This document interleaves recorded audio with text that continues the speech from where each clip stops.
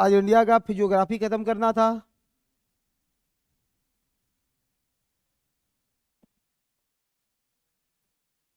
ठीक है,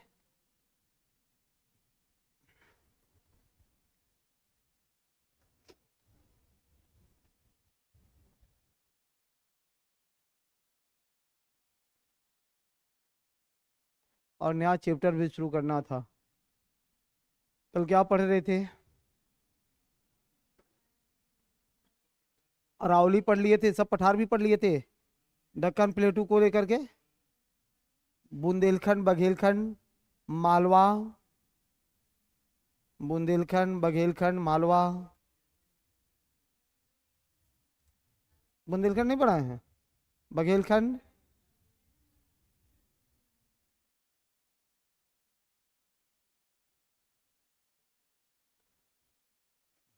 कल बघेलखंड पर बातें हुई थी, बुंदेलखंड पर भी नहीं हुआ था। अच्छा, बुंदेलखंड पर हो गया था, बघेलखंड पर नहीं हुआ था। कोई बात नहीं। मेजर हेडिंग आज लगाना, पहले बड़े टॉपिक से शुरुआत करते हैं। अ, पश्चिमी घाट, पहले बड़े टॉपिक से शुरुआत कर लिया जाए। पश्चिमी घाट, वेस्टर्न घाट, वेस्टर्न घाट, पश्चिमी घाट, बातें इसी से होगी। ठीक है, पश्चिमी घाट से। हम्म। हाँ हाँ, पढ़ाएंगे। वो तो सब छोटा छोटा टॉपिक है, पहले बड़ा टॉपिक से शुरू कर लो ना। पश्चिमी घाट, जिससे क्वेश्चन अक्सर पूछे जाते हैं। वेस्टर्न घाट, वेस्टर्न घाट, पश्चिमी घाट, ये क्या है? भारत का सेकेंड लार्जेस्ट माउंटेन है, भारत का दूसरा सबसे बड़ा, भारत का दूसरा सबसे बड़ा पर्वत श्रृंखला है, भारत का दूसरा सबसे बड़ा पर्वत श्रृंखला है, जिसका लेंथ कितना है, लंबाई कितना है वेस्टर्न घाट का? 1600 किलोमीटर। लंबाई क्या है? 1600 किलोमीटर। लेंथ इसका 1600 किलोमीटर है। भारत का दूसरा सबसे लंबा पर्वत श्रृंखला है, लंबाई इसका 1600 किलोमीटर है। इसे 3 खंडों में बांटा गया है। सबसे पहले तो वेस्टर्न घाट को पुराणों में सह्याद्री कहा जाता है, इसी को सह्याद्री, वेस्टर्न घाट को सह्याद्री कहा जाता है। किस नाम से जानते हैं इसको? जी हाँ, सह्याद्री, सह्याद्री के नाम से जाना जाता है। वेस्टर्न घाट को सह्याद्री कहा जाता है। सुन लो पहले, इसे 3 खंडों में बांटा गया। नॉर्थ वेस्टर्न घाट या नॉर्थ सह्याद्री, नॉर्थ सह्याद्री, इसी को कहते हैं मिडिल सह्याद्री, इसी को मिडिल सह्याद्री, मिडिल सह्याद्री कहा जाता है। और तीसरा, तीसरा सबसे दक्षिणी सह्याद्री, दक्षिणी या साउथ सह्याद्री, साउथ सह्याद्री। बस 3 खंडों में विभाजित किया गया है। इसके विभाजन का आधार हम लोग बेस क्या बनाएंगे? किस आधार पर इसे विभाजित किया गया है? बेस क्या बनाना?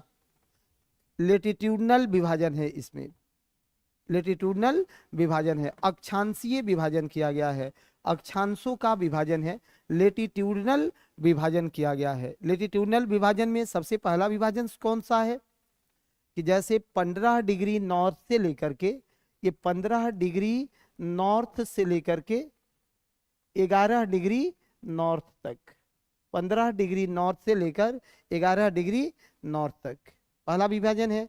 दूसरा विभाजन कहां से कहां तक है? तो सेकेंड विभाजन में है, सेकेंड विभाजन है, हाँ एक सेकेंड रुकना।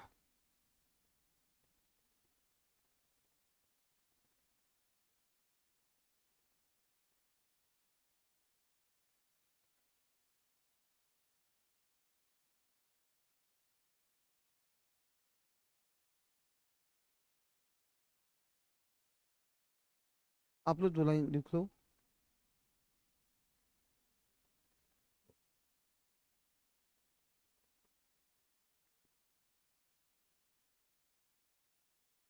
हम्म, एक लाइन लिख लो। हाँ चलो, 15 डिग्री से 11 डिग्री नॉर्थ में है, जबकि दूसरा, दूसरा जो मिडिल सह्याद्री है, ये मिडिल सह्याद्री कहां से कहां तक है? मिडिल सह्याद्री का विस्तार कहां से कहां तक है? फटाफट बताना कि मिडिल सह्याद्री सर कहां से कहां तक है?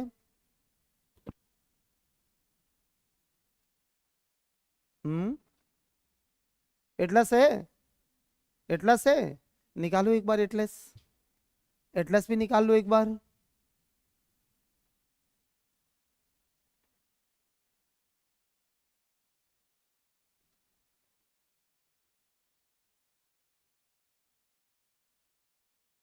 एटलस निकालो।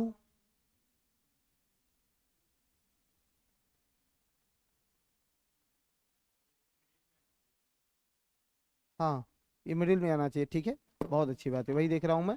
हाँ लिखो लिखो, ये 15 से 11 ये मिडिल में है। अपर, अपर में लिख लेना। उसको एक बार देखते चलो कि सबसे ऊपरी हिस्सा जो है वह ताप्ती नदी से लेकर के और 15 डिग्री तक है, ठीक है।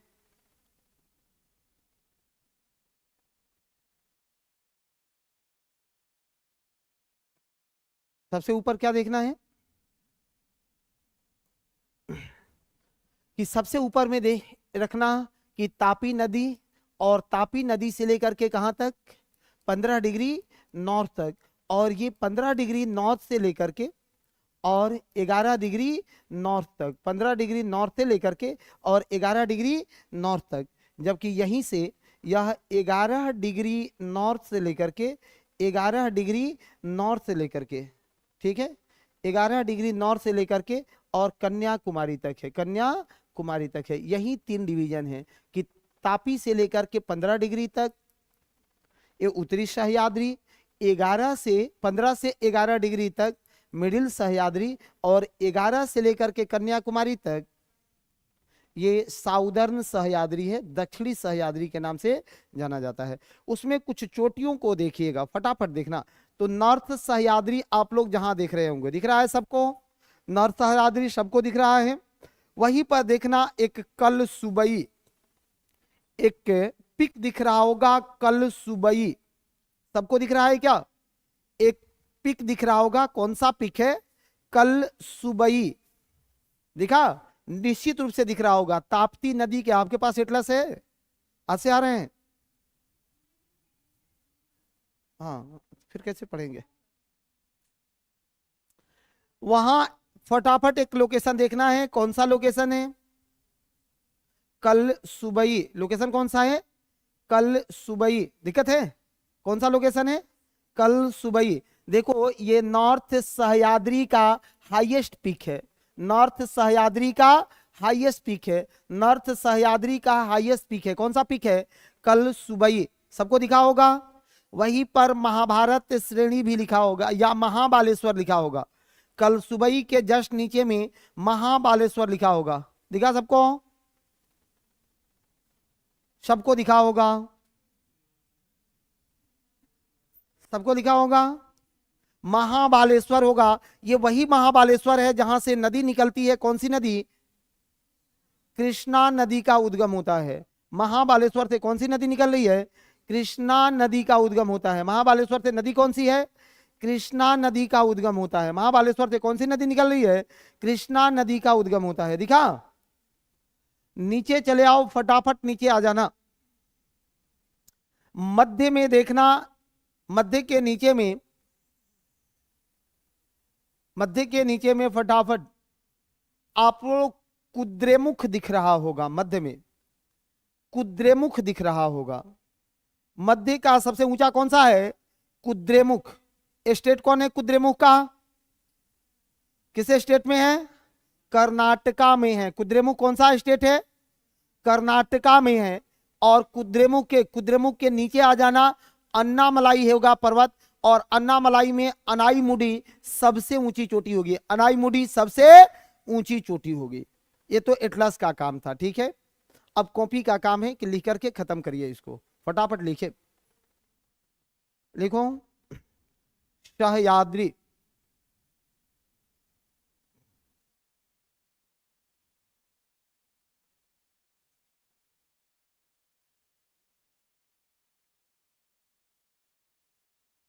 सह्याद्री,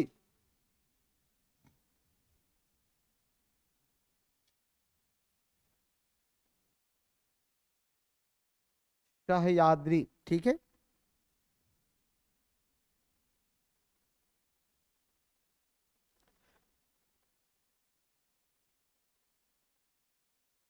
लिखो the Western Ghat mountain are the second largest mountain in India. The Western Ghat mountain is the second largest mountain in India. पश्चिमी घाट, पश्चिमी घाट भारत का, पश्चिमी घाट भारत का दूसरा सबसे लंबा पर्वत श्रृंखला है। पश्चिमी घाट भारत का दूसरा सबसे लंबा पर्वत श्रृंखला है। पश्चिमी घाट भारत का दूसरा सबसे लंबा श्रृंखला है।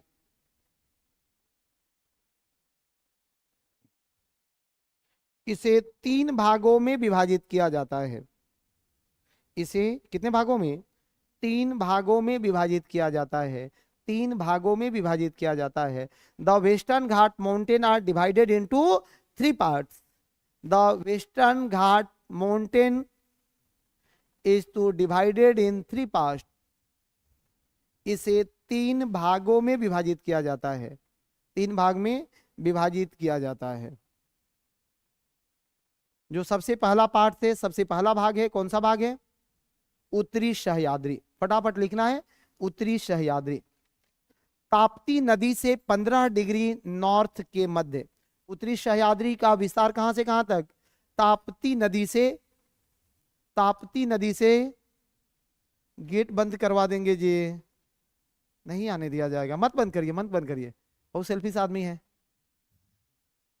आपके लिए बोले हैं। इस सोच रहे हैं कि हम तो पहुंच गए ना, अब आने वाले को बंद करवाइए। हाँ, ऐसा नहीं है। सुनिए क्या था, ताप्ती नदी से 15 डिग्री नॉर्थ के मध्य है। एक लाइन फटाफट लिखना। इसका सबसे उच्चतम शिखर, हाईएस्ट पीक, इसका उच्चतम शिखर, हाईएस्ट पीक, उच्चतम शिखर, हाईएस्ट पीक, इसका उच्चतम शिखर, हाईएस्ट पीक कल सुबई है। लिख पाओगे? कल सुबई है। हाईएस्ट पीक कौन सा है? कल सुबई है। इसका हाईएस्ट पीक कल सुबई है। एक लाइन में याद रखना है कि कल सुबई है। वहीं यहां महाबालेश्वर पर्वत श्रेणी है। महाबालेश्वर पर्वत श्रेणी है। कौन सी पर्वत श्रेणी है? महाबालेश्वर पर्वत श्रेणी है। महाबालेश्वर पर्वत श्रेणी है, माउंटेन से, जहां से कृष्णा नदी उद्गम होता है। महाबालेश्वर से कृष्णा नदी का उद्गम होता है। महाबालेश्वर ओरिजिन है कृष्णा रिवर्स के। इसी महाबालेश्वर से कृष्णा नदी का उद्गम होता है। महाबालेश्वर से उद्गम होता है किसके? कृष्णा नदी का उद्गम होता है। एक शब्द लिख लेना, यहां वाणिज्यिक कृषि का विकास हुआ है। कमर्शियल एग्रीकल्चर डेवलप है इन क्षेत्रों में। कमर्शियल एग्रीकल्चर, वाणिज्यिक कृषि का विकास हुआ है। वाणिज्यिक कृषि का विकास हुआ है। स्ट्रॉबेरी का कभी देखा है कि स्ट्रॉबेरी वगैरह देखा? स्ट्रॉबेरी फल जो खाते हो, स्ट्रॉबेरी कहाँ? हाँ, कहाँ से प्राप्त होता है भाई वो? यही रीजन है जहां से स्ट्रॉबेरी की सबसे ज्यादा खेती होता है। खेती का कारण क्या है इन क्षेत्रों में? एक क्यों होता है? यहां स्ट्रॉबेरी की खेती क्यों करते हैं? एक तो आप कह देना कि सर यहां जल जमाव वाली समस्या नहीं है, दूसरा लेटेराइट मृदा का विकास हुआ है, और तीसरा कमर्शियल एग्रीकल्चर का यहां एक बड़ा माहौल बना हुआ है। कमर्शियल एग्रीकल्चर का एक बड़ा माहौल बना हुआ है। समझ रहे हो मेरी बात? और रोपण कृषि का यह क्षेत्र रहा है। रोपण कृषि कहते किसको है? रोपण कृषि क्या है? रोपण कृषि कहते किसको है? फटाफट बता दो रोपण कृषि को। रोपण कृषि क्या है? जहां तकनीक का ज्यादा से ज्यादा प्रयोग हो, तकनीक का ज्यादा से ज्यादा प्रयोग हो, जिन क्षेत्रों में पूंजी का ज्यादा इन्वेस्ट किया जाए वह रोपण कृषि कहलाएगा, वही रोपण कृषि कहलाएगा। दिक्कत है? एक आएगा गहन निर्वाह कृषि या निर्वाह कृषि। निर्वाह कृषि में क्या होगा, निर्वाह कृषि में क्या होगा कि यहां ज्यादा से ज्यादा श्रम होगा, मैन फोर्स का ज्यादा से ज्यादा प्रयोग करेंगे, मैन पावर ज्यादा से ज्यादा लगाएंगे, और पूंजी का इन्वेस्टमेंट कम होगा, साथ ही जो साइंटिफिक एग्रीकल्चर है, वैज्ञानिक कृषि है, उससे भी ये नदारत रहेगा। तो हमारे यहाँ जो कृषि होता है वो कौन कृषि है, हाँ निर्वाह कृषि करते हैं हम लोग, निर्वाह कृषि करते हैं। दिखता है गांव में कि गांव में किसी के 4-5 बच्चे हैं, उठाए कुदाल जाकर के खेत में कोड़ ओड़ करके घर पहुंच गए, कोड़ ओड़ करके खेत में जुताई बुआई कर देते हैं। ये रोपण कृषि नहीं है, एक गहन निर्वाह कृषि है, सीधी सी कहानी है। लिखे एक लाइन, मध्य, मध्य में लिखना नासिक में सर जी, हाँ मध्य में लिखो, मध्य Sahyadri, middle Sahyadri, middle Sahyadri, middle Sahyadri.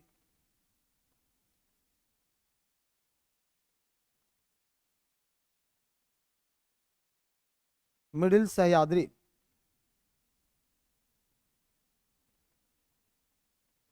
Middle Sahyadri 15 degree north से 11 डिग्री नॉर्थ तक।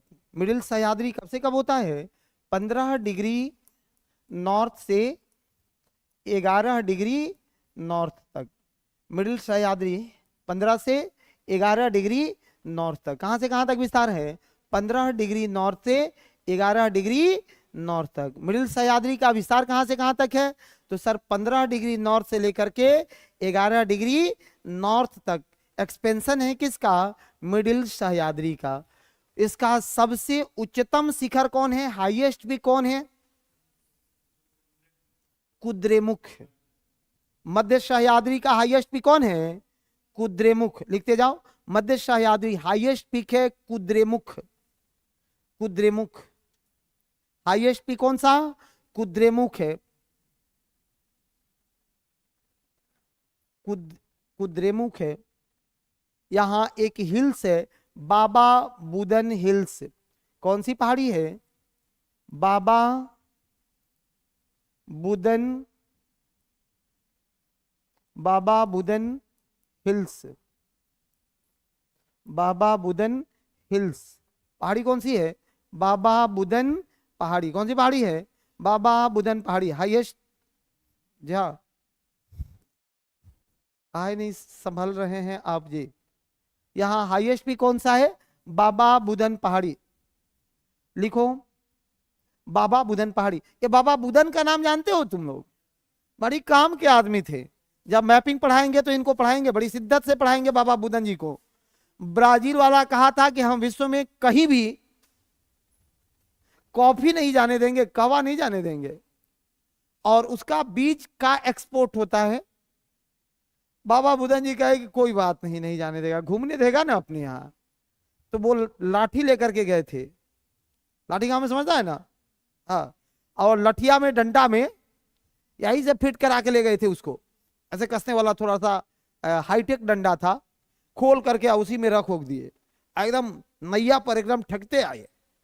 बाबा का पूरा जांच हुआ, कहीं कुछ पकड़ाया नहीं, बाबा को रिलीज कर दिया गया और आकर के भारत में जयकारा मच गई। वहीं से कॉफी लेकर के आए थे। और देखो कर्नाटक रीजन में किसकी खेती सबसे ज्यादा हो रही है, कॉफी को। कर्नाटक किसमें शीर्ष पर है, कॉफी पर। नाम रख दिया गया है इसको बाबा बुदन हिल्स, बाबा बुदन हिल्स, यहीं पर तो कर दिया गया।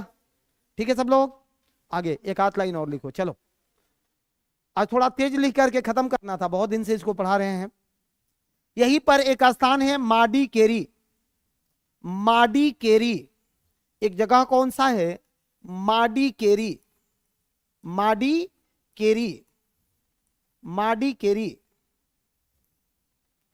इस माडी केरी को स्कॉटलैंड ऑफ इंडिया कहा जाता है। माडी केरी को किस नाम से जानते हैं, स्कॉटलैंड ऑफ इंडिया कहा जाता है। यहीं पर एक जगह है माडी केरी, इस माडी केरी को स्कॉटलैंड ऑफ इंडिया कहा जाता है। ये फेमस है किस लिए, स्कॉटलैंड ऑफ इंडिया के लिए, इसे स्कॉटलैंड ऑफ इंडिया कहा जाता है, स्कॉटलैंड ऑफ इंडिया कहा जाता है। तीसरा लिखो दक्षिणी सह्याद्री, साउदर्न सह्याद्री, दक्षिणी सह्याद्री। या साउदर्न सह्याद्री, दक्षिणी या साउदर्न सह्याद्री।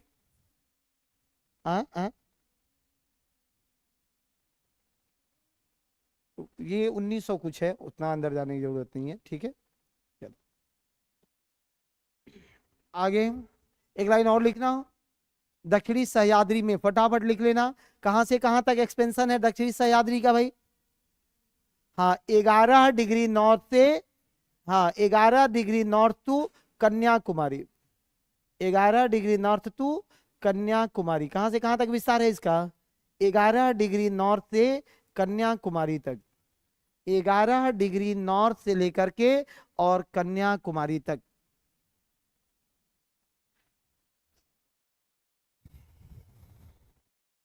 इसी में लिखना, पर्वतों में लिखना, यहां यहां हियर कौन कौन से पर्वत श्रृंखलाएं आपको मिलेगी, जैसे नीलगिरी मिलेगा। कौन सा पर्वत है, तो नीलगिरी पर्वत है। थोड़ा सा नीलगिरी पर भी लिखना है। पता है नीलगिरी का नाम नीलगिरी क्यों है, क्यों है भाई,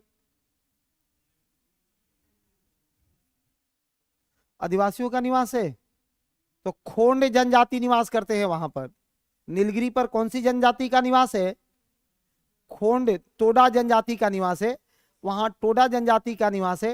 तो टोडा के नाम पर नीलगिरी कैसे रखा जाएगा, वहां एक फूल है, शायद एक दिन और बात किए थे, एक फूल है, और वह फूल मेरे भाई, इस फूल की सबसे बड़ी विशेषता देखना, इस फ्लावर्स की विशेषता देखना कि यह 11 वर्ष के अंतराल पर, 11 वर्ष के अंतराल पर ये नीला रंग का फूलता है। कैसा फूलता है, नीला रंग का, एकदम विचित्र है। हर साल ये फूल नहीं देता है, कितने समय के बाद, 11 साल के बाद एकदम नीला नीला कलर का ढक जाता है। नाम रख दिया गया नीलगिरी। गिरी होता है पर्वत, पर्वत का पर्यायवाची क्या है, गिरी। पढ़ा है हिंदी हिंदी के क्लास में बचपन में, बिना हिंदी पढ़े यहाँ पहुंच गया है सब, नहीं पढ़े हैं पर्यायवाची शब्दों को। सीबीएसई वाले को हिंदी व्याकरण पढ़ना होता है, ठीक है। तो एक पर्वत का पर्यायवाची होता है गिरी। अनिल मतलब नीला, जो नीला दिखने वाला गिरी है वही कौन सा है, नीलगिरी, ठीक है। बहुत अच्छी बात है, तो ये नीलगिरी है। इसको मेंशन ही कर लो तुम लोग, इसको मेंशन ही करो, लिखो एक लाइन लिखो। यह पर्वत, यहां कौन कौन से पर्वत है, तो नीलगिरी है। नीलगिरी के बारे में लिखना एक लाइन, नीलगिरी इसका हाईएस्ट पीक, इसका हाईएस्ट पीक यानी उच्चतम चोटी, हाईएस्ट पीक उच्चतम चोटी कौन सा है, डोडा बेटा, डोडा बेटा, डोडा बेटा, जी हां अंग्रेजी हिंदी सबको, डोडा बेटा कौन सा है, डोडा बेटा, हाईएस्ट पीक है डोडा बेटा।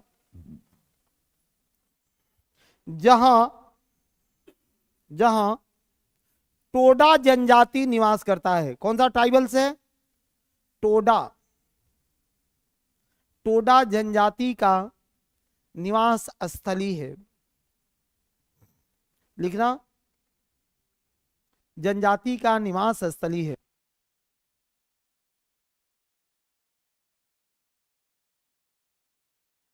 ग्यारह वर्षों के अंतराल में यहां नीले कलर फ्लावर्स स्प्रेड कर जाते हैं, फैल जाते हैं, फैल जाते हैं। नीले रंग के फूल खिल जाते हैं, इसलिए इसे नीलगिरी कहा जाता है, इसलिए इसे नीलगिरी कहा जाता है। पूरा फिजियोग्राफी का आप एक एक पॉइंट को देखा है आपने।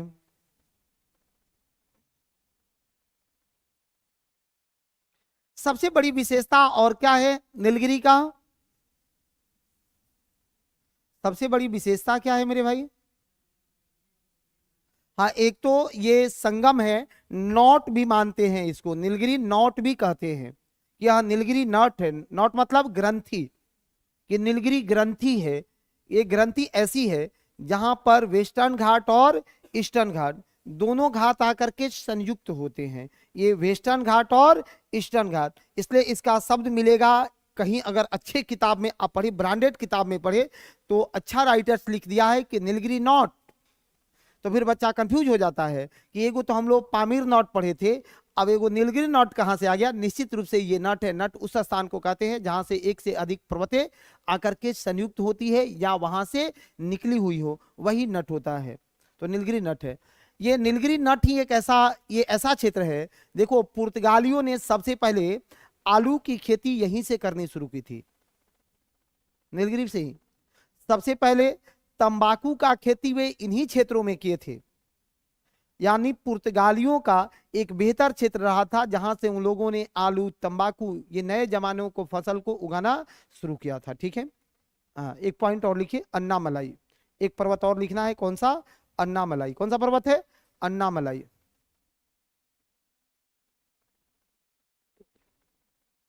अन्नामलाई कौन सा पर्वत है?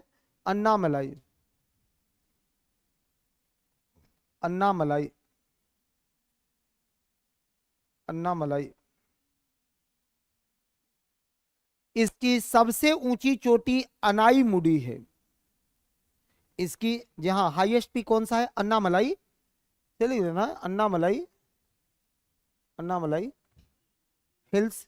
इसकी सबसे ऊंची चोटी, हाईएस्ट पीक, अनाईमुडी है। इसकी सबसे ऊंची चोटी अनाईमुडी है। अनाईमुडी। अब ये केरल में है तो थोड़ा केरला भाषा को ले लेता है। अनाईमुडी है, अनाईमुडी है, ऐसे लिखते हैं, अनाईमुडी है। सबसे ऊंची चोटी अनाईमुडी है भाई। सबसे ऊंची चोटी कौन है इसकी? अनाईमुडी है। जो जो पश्चिमी घाट की, वेस्टर्न घाट की सबसे ऊंची चोटी है। वेस्टर्न घाट की सबसे ऊंची चोटी है। यह वेस्टर्न घाट की सबसे ऊंची चोटी है। वेस्टर्न घाट की सबसे ऊंची चोटी है। वेस्टर्न घाट का हाईएस्ट पीक है। हाँ, प्रायद्वीपीय भारत की भी सबसे ऊंची चोटी है। ठीक है। दक्षिणी भारत की सबसे ऊंची चोटी है। सेकंड सबसे ऊंची चोटी है डोडा बेटा। एकदम मीटर वोटर याद नहीं रखना है, कहीं नहीं पूछेगा आपसे। ठीक है, क्योंकि अधिकारी बना रहे हैं, क्लर्क नहीं बना रहे हैं आपको। चलिए, पश्चिमी घाट की लंबाई 1600 किलोमीटर हमने करा दिया है, हर एक चीजों को करा दिया। देखो, ये एक चीज और याद रखना कि ये फोल्ड माउंटेन नहीं है। गलती से भी मत कह देना कि फोल्ड माउंटेन है।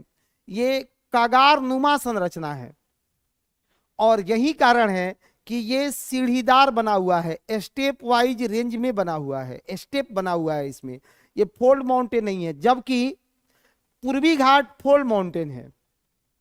पश्चिमी घाट फोल्ड माउंटेन नहीं है, पूर्वी घाट फोल्ड माउंटेन है। नॉर्मल 100 रुपया के किताबों में कुछ लिख देगा, और वो किताब लाके क्लास में डिबेट मत करना, ठीक है, कि वहां क्या लिख दिया है। कुछ भी लिख सकता है, फ्री है। बहुत सब जगहों पर लिखा होगा कि यह भारत का दूसरा सबसे बड़ा बलित पर्वत श्रेणी है।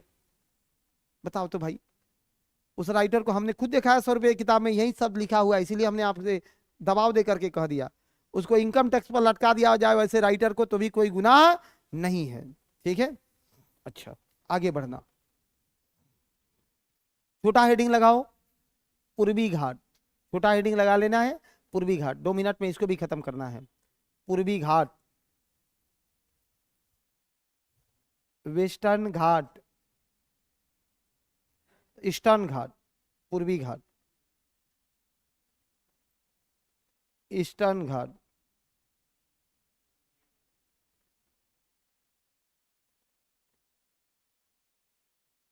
ईस्टर्न घाट,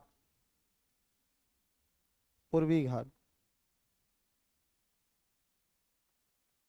लिखो, यह एक वलित पर्वत का उदाहरण है, या पुरातन वलित पर्वत का उदाहरण है। ओल्डेस्ट फोल्ड माउंटेन का उदाहरण है।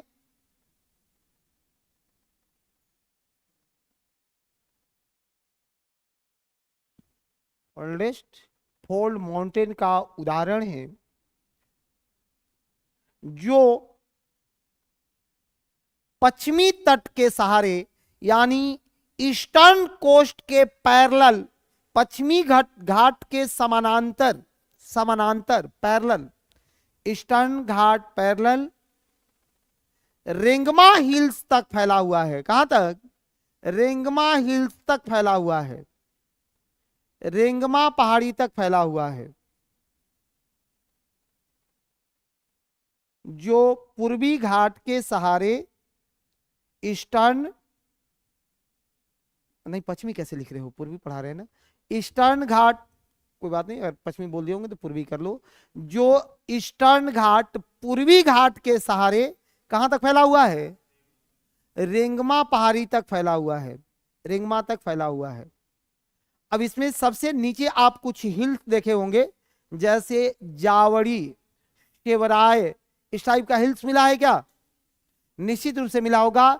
जावड़ी पहाड़ियां, केवराय पहाड़ियां मिला है क्या? ऐसा क्वेश्चन पूछेगा कि निम्नलिखित में से, सुनो, निम्नलिखित में से कौन सा पर्वत श्रेणी पूर्वी घाट का हिस्सा नहीं है? जावड़ी, सेवराय, अन्नामलाई, नन्नामलाई, कौन सा? हाँ, अन्नामलाई नहीं है, लेकिन नन्नामलाई है। नन्नामलाई है। नन्नामलाई कहां? पूर्वी घाट आंध्र प्रदेश के पास, देख रहे हो, वहां है नन्नामलाई। तो नन्ना, नन्ना, नल्ला, और एक नल्ला भी है, ठीक है, एक नल्ला मलाई भी है और नन्ना मलाई भी वहीं पर, दोनों है। आंध्र प्रदेश में ही है, नन्ना मलाई छोटा सा है और एक नल्ला मलाई भी है। विशाखापत्तनम जहां आप देख रहे हो, विशाखापत्तनम, वही विशाखापत्तनम के पास वो मिलेगा सबको, ठीक है। चलिए लिखो, एक लाइन और लिखो। नंबर 1 है इसमें तमिलनाडु हिल्स। पहला हिल्स कौन सा देखना है? तमिलनाडु हिल्स। पूर्वी घाट में देख लेना तमिलनाडु हिल्स को। सबसे पहला हिल्स कौन सा है? Tamil Nadu hills. Tamil Nadu hills, Tamil Nadu hills, Tamil Nadu hills, Tamil Nadu hills. इसमें कौन कौन से पहाड़ियां ज्यादा फेमस है? तो जावड़ी लिखो, जावड़ी, जावड़ी, सेवराय एवं पंचमलाई के नाम से जाना जाता है। It's called Javadi, Shevaroy and Panchamalai. इसे जावड़ी, सेवराय और पंचमलाई के नाम से जाना जाता है। It's called Javadi, Shevaroy and Panchamalai. इसे जावड़ी, सेवराय और पंचमलाई के नाम से जाना जाता है, ठीक है। आपके एटलस में ये दोनों तीनों नाम लिए होंगे। लिखो, यहां शीतकालीन वर्षा प्राप्त होती है, विंटर सीजन रेनफॉल। शीतकालीन वर्षा प्राप्त होती है, इन्हीं क्षेत्रों में शीतकालीन वर्षा प्राप्त होती है।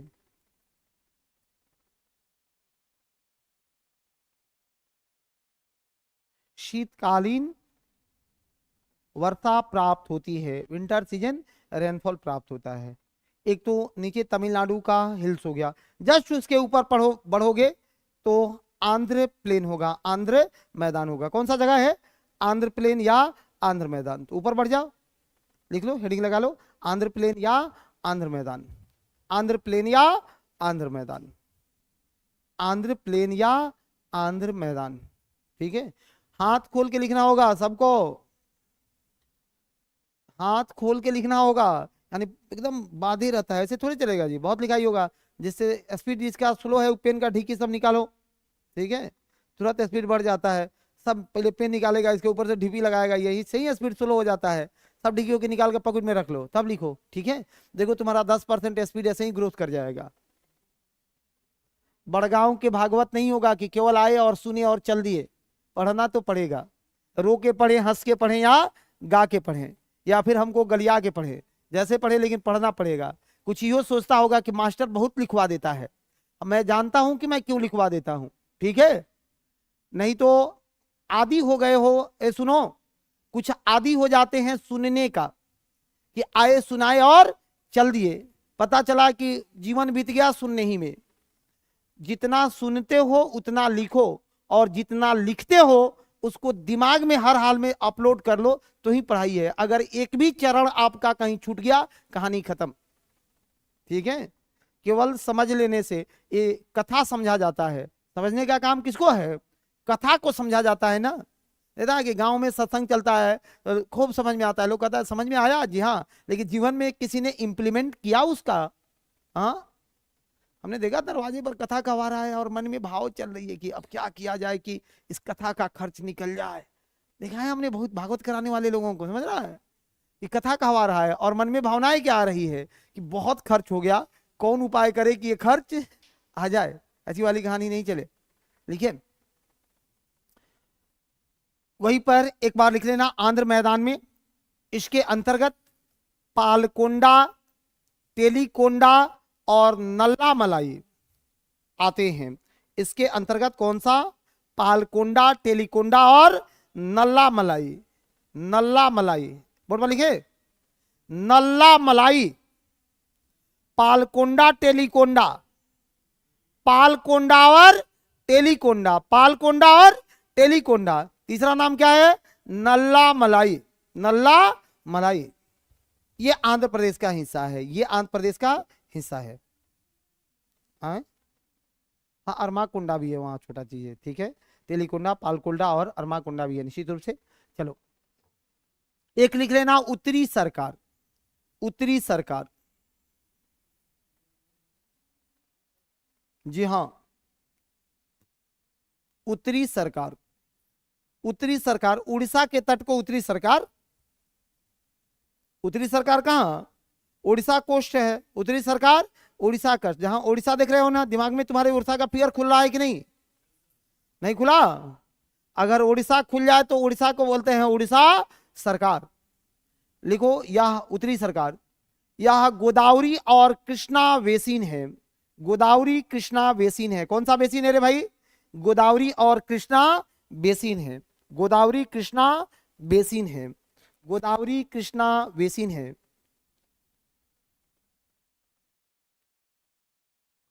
एक वहां गोदावरी कृष्णा बेसिन है, जी हाँ। एक वहां बड़ा सुंदर पर्वत चोटी है, जिंदा गोप। जिंदा गोप, दादा संयुक्त होगा, जिंदा गोप। एटलस में दिया है कि नहीं? दिया होगा, देखो तो, जिंदा गोप मिला? ये बहुत धैर्य से देखती है, बताओ तुम, मिला? जिंदा, अच्छा जिंदा गढ़ा दिया है ना, अब वही है तब। जिंदा गढ़ा है, पूर्वी घाट का सबसे ऊंची चोटी है। बहुत अच्छी बात है, इसी को हम ढूंढ रहे थे। जिंदा गढ़ा होगा उत्तरी उत्तरी तट पर। लिखो, यह पूर्वी घाट की सबसे ऊंची चोटी है। जिंदा गढ़ा या पूर्वी घाट की सबसे ऊंची चोटी है। पूर्वी घाट की सबसे ऊंची चोटी है, इसी पर फोकस करना है। जिंदा गढ़ा नहीं, महेंद्रगिरी जो आता है, ये महेंद्रगिरी तो छत्तीसगढ़ बेसिन वगैरह में आता है ना, ये पूर्वी घाट की सबसे ऊंची चोटी नहीं है। जिंदागढ़ा या पूर्वी घाट की सबसे ऊंची चोटी है यहाँ, ठीक है, इसकी सबसे ऊंची चोटी है, सबसे ऊंची चोटी है। अब आना है कर्नाटक के पठार में। एक फिगर और आपको दिख रहा होगा, कर्नाटक का पठार सबको दिखा है क्या? कर्नाटक प्लेटू दिखा होगा मेरे दोस्त, कर्नाटक प्लेटू, कर्नाटक पठार एटलस में है। कर्नाटक पठार, कितने आदमी एटलस के साथ हाइलाइटर लेके नहीं पहुंचता है? वो लोगों को कौन उपाय किया जाए? धनुष घुमा रहे हो और बाण नहीं है, कैसे फतह करोगे? कर्नाटक पठार सबको मिला? नहीं मिला? बहुत लोगों के पास तो एटलस ही नहीं है रे मेरे भाई।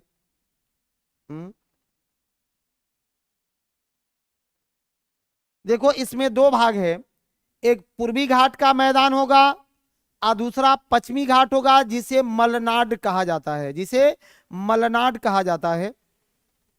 और इन्हीं क्षेत्रों में, इसके उत्तरी भाग में देखिए, धारवाड़ चट्टानों का विस्तार है।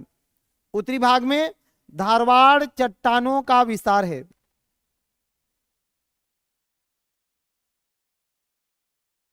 ऐप लगवा देता हूं तुम लोगों के लिए, आ रहा हूं आ रहा हूं।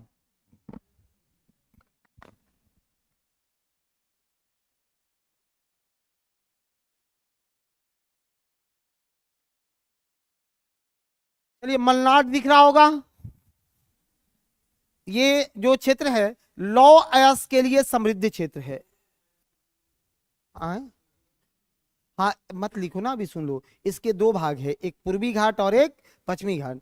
और इस कर्नाटक पठार के जो नॉर्थ साइड है, नॉर्थ साइड है, वो धरवाड़ धरवाड़ चट्टानों का उधर विस्तार है। और जहां धरवाड़ चट्टानें मिलेंगी वहां कौन सा खनिज मिलेगा, मिनरल्स का मिलेगा, लोहा। कौन सा मिलेगा, लोहा। क्यों लोहा, रे सुनो लिखो मत, क्यों लोहा, क्योंकि कह दो कि आप ही ने तो पढ़ाया है कि सर आर्कियन चट्टान, और आर्कियन चट्टानों में जैसे ही सेडिमेंटेशन होना शुरू हुआ, फॉर्म हुआ धारवाड़ चट्टान का, धारवाड़ के बाद कुडप्पा का, कुडप्पा के बाद विंध्यन का, और विंध्यन के बाद गोंडवाना का, विंध्यन के बाद गोंडवाना का। तो ये कर्नाटक का क्षेत्र है। इसका उत्तर में तो आपको धारवाड़ का पठार भी इसे कहा जाता है। दक्षिणी भाग देखो रायचूर दोआब होगा। दक्षिणी भाग को क्या नाम से जानते हैं, रायचूर दोआब को। बस लिखना नहीं है, देख लेना है। उत्तर भाग जो लौ एस की पेटियां हैं, दक्षिणी भाग रायचूर दोआब है। रायचूर दोआब का नाम आपने सुना है क्या कभी, कौन सा दोआब, रायचूर दोआब किसको बोलते हैं, इतिहास में पढ़ना है रे मेरे भाई। रायचूर दोआब को, रायचूर दोआब कहते किसको हैं, कृष्णा और तुंगभद्रा का जो बेसिन है वही रायचूर दोआब है, सीधी बात है। और आप जैसे ही हिस्ट्री पढ़ोगे तो रायचूर दोआब नहीं समझोगे तो दक्षिण भारत का इतिहास समझ में नहीं आएगा। क्योंकि रायचूर दोआब सबसे उपजाऊ क्षेत्र है दक्षिण भारत का, और जिस डायनेस्टी का रायचूर दोआब पर कब्जा रहा वो सबसे मजबूत डायनेस्टी रहा था। देखो विजयनगर साम्राज्य को, कृष्णदेव राय को, वही तो रायचूर दोआब से इंटरलिंक हो रहे हैं ना। तो कैसे भूल जाते हो तुम लोग रायचूर दोआब को। ये यही इसी के दक्षिणी भाग में कौन सा क्षेत्र है, रायचूर दोआब का, रायचूर दोआब का क्षेत्र है, रायचूर दोआब का क्षेत्र है। सब लोगों ने लिखा, लिखा है नहीं, छोड़िए इसको, लिखा देंगे, मैपिंग करा देंगे, इसमें मैपिंग करा देंगे, क्योंकि हमको भी है कि आज ये खत्म हो जाए, बहुत लंबे समय से चल रहा है। ठीक है, चलिए एक छोटा सा क्षेत्र आपका बचा था बघेलखंड का। एक छोटा सा क्षेत्र कौन सा बचा था, बघेलखंड का। समझा ही दिए ना कि एक उत्तरी भाग में इसके मिलता है लौ अयस्क जिसे मलनाड कहते हैं, और इसका दक्षिणी भाग जो है वो रायचूर दोआब है। दो बातें इसमें सीखना था कर्नाटक में। ठीक है, उत्तरी भाग मलनाड कहते हैं, मलनाड में क्या मिलेगा, लौ अयस्क, और दक्षिणी भाग को क्या कहते हैं, रायचूर दोआब कहते हैं, रायचूर दोआब कहते हैं। ठीक है, चलिए रायचूर दोआब कहते हैं। सब लोग ठीक हो,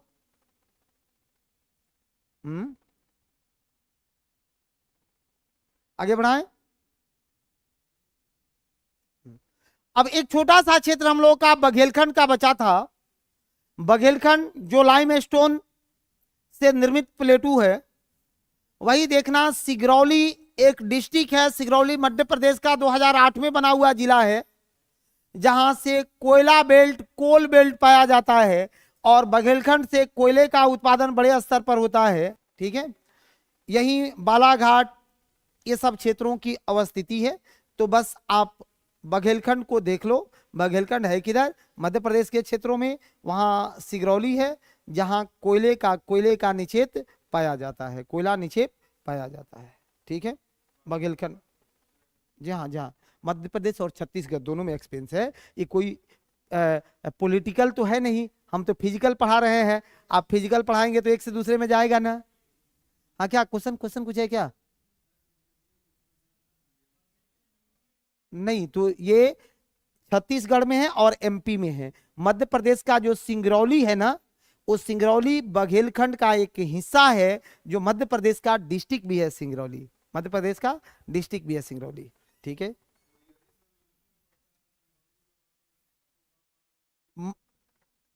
वो डिस्ट्रिक्ट है, 2008 में डिस्ट्रिक्ट बना हुआ है। ठीक है, मेजर हेडिंग लगा लेना है इंडियन ड्रेनेज सिस्टम। हाँ लगा दीजिए थोड़ा सा, इंडियन ड्रेनेज सिस्टम कोयला के लिए, इंडियन ड्रेनेज सिस्टम इसमें है फिजिकल में। हाँ देख लेंगे, चलिए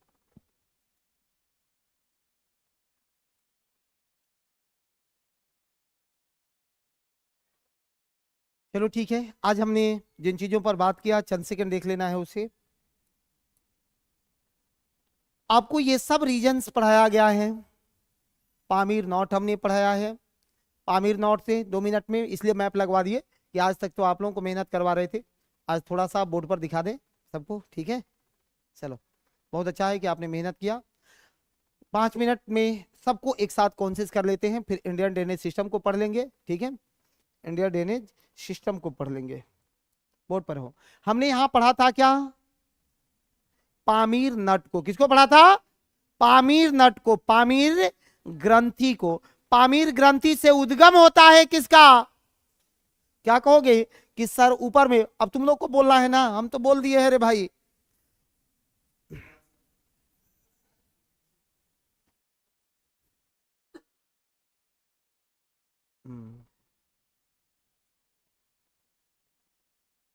क्या दिक्कत आ रही है राहुल जी, देखिए।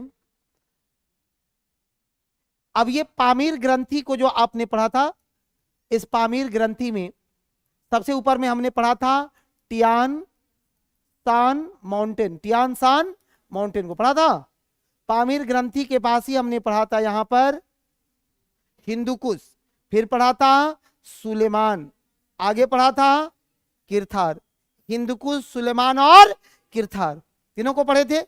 यहीं से हमने पढ़ा था ट्रांस हिमालय, ट्रांस हिमालय जिसमें काराकोरम, लद्दाख और जौस्कर, काराकोरम लद्दाख और जस्कर, काराकोरम लद्दाख और जस्कर, ट्रांस हिमालय को हमने पढ़ा था। जस्ट यहीं से आप ऊपर में इसी के साथ फैला हुआ ये क्षेत्र पढ़े थे, तिब्बत प्लेटू को पढ़े थे, तिब्बत प्लेटू को पढ़े थे। तिब्बत प्लेटू किससे किससे बना हुआ क्षेत्र है भाई, किससे बना हुआ है, ग्रेनाइटिक नीस से फॉर्म हुआ है। ये ग्रेनाइटिक नीस से फॉर्म हुआ है। सबसे कठोर चट्टानों में से एक चट्टान है, ऊंचाई इसकी लगभग 4000 मीटर पढ़ाई गई है, इसलिए इसे विश्व का छत कहा जाता है, विश्व का छत कहा जाता है। कोई डाउट किसी को नहीं है। ट्रांस हिमालय और बृहत हिमालय के बीच, ट्रांस हिमालय और बृहत हिमालय के बीच, ये ट्रांस हिमालय और बृहत हिमालय के बीच कौन सा क्षेत्र है, क्या पढ़ाए, ट्रांस हिमालय और बृहत हिमालय को कौन विभाजित करता है, हाँ, Sindhu Tsangpo suture zone, Indus Tsangpo suture zone, Indus Tsangpo suture zone. किस प्रकार की ये संरचना है, तो कहिएगा कि सर ये रिवर्स फॉल्ट है, रिवर्स फॉल्ट है। कैसा फॉल्ट है, रिवर्स फॉल्ट है। फिर आप बृहत हिमालय को पढ़े हो। अब मैं 5 मिनट में समराइज कर रहा हूं ताकि आपके दिमाग में एक बार चीजें आ जाए, एक बार चीजें आ जाए। बताइए ये ऑनलाइन राहुल जी क्या दिक्कत हो रही है, देखिए मैसेज कर दीजिए, आपकी समस्या को समाधान कर दिया जाएगा, ठीक है। आ जाओ, ये सब पढ़ाया हुआ बात है, आज समाप्त हो रहा है इसलिए समराइज कर रहे हैं इसको। बृहत हिमालय कहां से कहां तक फैला है, कहां से कहां तक, हाँ, नंगा पर्वत से नमचा बरवा, कितना किलोमीटर, 2400 किलोमीटर। कितना किलोमीटर है, 2400 किलोमीटर। इसकी आकृति कैसी है, हेयर बैंड टाइप की आकृति है। कैसी आकृति है, हेयर बैंड टाइप की आकृति है। जस्ट इसके नीचे आओ, लेसर हिमालय मिलेगा। जस्ट नीचे कौन सा है, लेसर हिमालय। ये बताओ कि ग्रेटर हिमालय और लेसर हिमालय दोनों को विभाजित कौन करता है, main central thrust, main central thrust इसे विभाजित करता है। और यही जहां मेन सेंट्रल थ्रस्ट विभाजित करता है वहां 2 बड़ी घाटियां बनी हैं। कौन सी घाटियां हैं, बृहत हिमालय और मध्य हिमालय के बीच कौन सा 2 घाटी बना है, कौन सा घाटी है, जम्मू कश्मीर में काश्मीर घाटी और ईस्ट साइड में काठमांडू घाटी, इस साइड में काठमांडू घाटी। किस लिए फेमस है वो, मर्ग के लिए। जम्मू कश्मीर वाले किस लिए, मर्ग के लिए। सोनमर्ग, गुलमर्ग सब पढ़े थे ना। अच्छा जस्ट नीचे आ जाओ फिर से, उसके नीचे कौन सी संरचना आपको पढ़ाया गया, आउटर हिमालय या शिवालिक रेंज, शिवालिक रेंज। सबसे नवीन संरचना हिमालय की शिवालिक रेंज ही है, सबसे नवीन संरचना है। ईस्ट में और वेस्ट में। तो वेस्ट में दून फॉर्मेशन है और ईस्ट में द्वार फॉर्मेशन हुआ है। बाकी हर चीज को कॉपी में लिखवा दिया गया है। जस्ट नीचे आओगे मेरे भाई तो जस्ट नीचे लिखा गया होगा वहीं पर पोतवार, सॉरी जस्ट नीचे आ जाओ तो विंध्यन, विंध्यन आपको पढ़ाए होंगे, विंध्यन पढ़ाए होंगे। विंध्यन का निर्माण कैसे हुआ है? हाँ, पुष्पैक से हुआ है। किससे हुआ है विंध्यन का निर्माण? पुष्पैक से हुआ है। कि जब भारतीय प्लेट, इंडियन प्रायद्वीपीय प्लेट टकराया था किससे? तिब्बत के प्लेट से। तो जब पुष्पैक हुआ उस पुष्पैक से विंध्यन पर्वत का निर्माण हुआ है। इतना तो पढ़े हो ना। भारत का मैदानी क्षेत्र एक बार देख लो, भारत का अब कंप्लीट मैदानी क्षेत्र। ए बदमाश, दिक्कत हो रही है तुमको? समझ में कुछ आ रहा है? कुछ भी नहीं? इससे पूछ रहे, बदमाश का ठेकेदार है वो, तुम्ही से। साधु का बनल है वो ब्लू कलर टी शर्ट वाला, कुछ बुझा रहा है? अगर बाउंस मार रहा है, अब बाउंस मारे तो बताइए। सुनिए, अब इसमें हमने पढ़ाना शुरू किया था राजस्थान के मैदान से, राजस्थान का मैदान से। राजस्थान के मैदान कितने भागों में बटा है? 2 भागों में। कौन कौन? पूर्वी और पश्चिमी। विभाजन किससे किया हमने? हाँ, 25 सेंटीमीटर। जबरदस्त बात है, 25 सेंटीमीटर वर्षा से हमने राजस्थान का विभाजन किया। अब एक बात बताओ, जो पूर्वी क्षेत्र है वो किस प्रकार की संरचना है? पूर्वी क्षेत्रों में बलुई और दोमट मृदा का विस्तार है। वहां बलुई मृदा है या और दोमट मृदा है। वहां जो दोमट मृदा है उसे क्या कहते हैं? रोही कहा जाता है। नाम क्या है उसका? रोही। राजस्थान के मृदा को रोही कहा जाता है भाई, बहुत उपजाऊ मृदा है। चलोगे आप पश्चिमी क्षेत्र में, तो पश्चिमी क्षेत्र में सैंड है, मरुस्थल है। और ये पहले क्या था कि सिंधु का मैदान था, जहां पर 33 के अवशेष के रूप में आज भी सांभर, डिंडवाना ये लेक हमें प्राप्त होते हैं। सांभर, डिंडवाना सब लेक प्राप्त होता है, ये भी देखा है। चलो, पंजाब का मैदान हमने देखा है, पंजाब मैदान को भी देखा है। पंजाब मैदान का कितने भागों में विभाजन किया? 2 भाग में। पंजाब मैदान को तो कहिएगा कि सर सुनिए, ये ट्रांस गंगेटिक मैदान में पंजाब का मैदान है। ट्रांस गंगेटिक में पंजाब का मैदान है। ट्रांस गंगेटिक में कै गो? 2 गो। एक पंजाब और दूसरा पंजाब और पंजाब और हरियाणा। तो पंजाब का जो प्लेन है वह 5 नदियों का दोआब है। पंजाब 5 नदियों का दोआब है। सबसे ज्यादा समस्या क्या हो रहा है पंजाब में आज? कि उनके मृदा में अम्लीयता का गुण बढ़ रहा है, ये भी ड्रेनेज के कारण। और जहां अम्लीयता बढ़ा है उस मृदा को क्या कहते हैं? रेह कहते हैं। पंजाब के मृदा को रेह कहते हैं। फिर पंजाब से हमने आपको हरियाणा पढ़ाया, हरियाणा प्लेन पढ़ाया है, याद है? हरियाणा, दिल्ली, अंबाला, कटक, हरियाणा। और हरियाणा के मृदा को किस नाम से जानते हैं? कल्लर कहा गया है। हरियाणा में कल्लर कहा गया। अगली हमारी क्लास कहां चली थी मेरे भाई? तो हमने बात किया था गंगेटिक प्लेन पर। गंगेटिक प्लेन कितने पार्ट में? 3 पार्ट में। Upper Gangetic plain, middle Gangetic plain और lower Gangetic plain. Lower Gangetic plain, upper Gangetic plain में, हाँ इसके भी 3 पार्ट थे, इसके भी 3 पार्ट थे। सबसे ऊपर वाला, हाँ रोहेलखंड का मैदान। सबसे ऊपर कौन था? रोहेलखंड का मैदान। किसके नाम पर रखा गया है?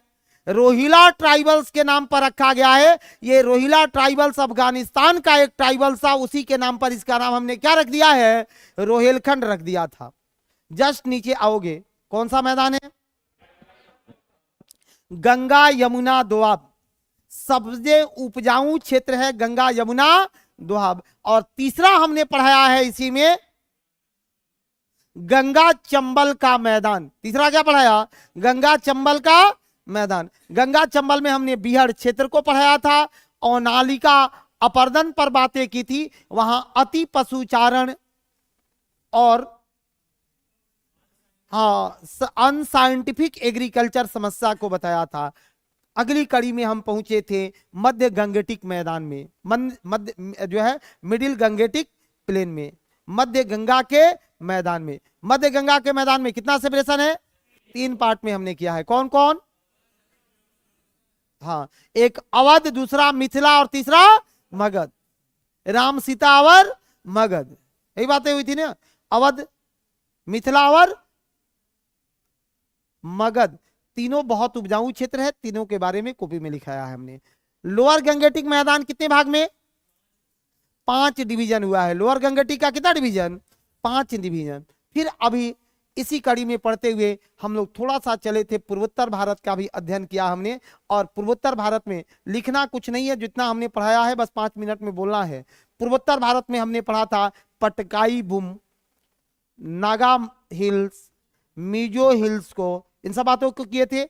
इसके बाद हमने शिलोंग पठार को पढ़ा था, जहां गारो, खासी, जयंतिया, मिकिर और रेंगमा है, मिकिर और रेंगमा है। इन सब बात के किए। इसी को क्रम में पढ़ने के साथ साथ आपको पहुंचाया गया था मध्य भारत में, जहां आपने पढ़ा था बुंदेलखंड का क्षेत्रफल कि सबसे शुष्क क्षेत्र है, सबसे शुष्क क्षेत्र है। क्यों शुष्क है? तो यहाँ की मिट्टी पारगम्य बना हुआ है, पारगम्य बना हुआ है, इसलिए भौम जल स्तर बहुत नीचे जा चुका है, भौम जल स्तर नीचे जा चुका है। फिर उसके बाद आपको निकाल करके हमने पढ़ाया विंध्यन के बाद सतपुरा को, सतपुरा भ्रंश, कैसे भ्रंश का निर्माण हुआ। और छोटा नागपुर प्लेटू को, छोटा नागपुर पठार को भी पढ़ा है। छोटा नागपुर पठार को कितने भागों में बांटा था? अरे अब नहीं बोलोगे तो कब बोलोगे? 2। कौन कौन? हजारीबाग और रांची पठार को किस नाम से जानते हैं? पाटलैंड भूमि। क्या कहा जाता है? पाटलैंड भूमि। दूसरा हमने पढ़ा था हजारीबाग को, हजारीबाग को, ठीक है। इसी को पढ़ा करके हम चले थे दंडकारण्य में, याद है? कल हमने छत्तीसगढ़ के दंडकारण्य को भी देखा था। और मेरे दोस्त दंडकारण्य के बाद हमने वहीं पर छत्तीसगढ़ और ओडिशा के क्षेत्रों में महानदी बेसिन पर भी आपकी क्लास चली थी, उस पर भी बात किए थे। आज हमने पढ़ा है पूरे पश्चिमी घाट को, और पश्चिमी घाट को पढ़ने के बाद हम लोग पढ़े हैं पूर्वी घाट को, पूर्वी घाट को। और इस प्रकार आपके इंडिया का एक शानदार जियोमॉर्फोलॉजी, इसका भूगर्भिक संरचनाओं का अध्ययन आपने किया, इसका भौतिक विभाजन आपने किया। इसमें कोई पॉलिटिकली या जो है राजनीतिक कंसेप्ट हमने नहीं लगाया है। दिक्कत है? क्वेश्चन इसी में घुस करके पूछे जाते हैं, क्योंकि अब आपका परीक्षा का यात्रा थोड़ा ऊपर हो चुका है, ठीक है। सेकेंड चैप्टर बहुत आसान है, भारत का ड्रेनेज सिस्टम पर आपसे बात करनी है हमें, ठीक है। अपवाह तंत्रों पर बात करनी है। अब यही बातें सब यहाँ मैप में लगाए हुए हैं, मैप में लगा हुआ बात सब है। चलो, भारत का अपवाह तंत्र,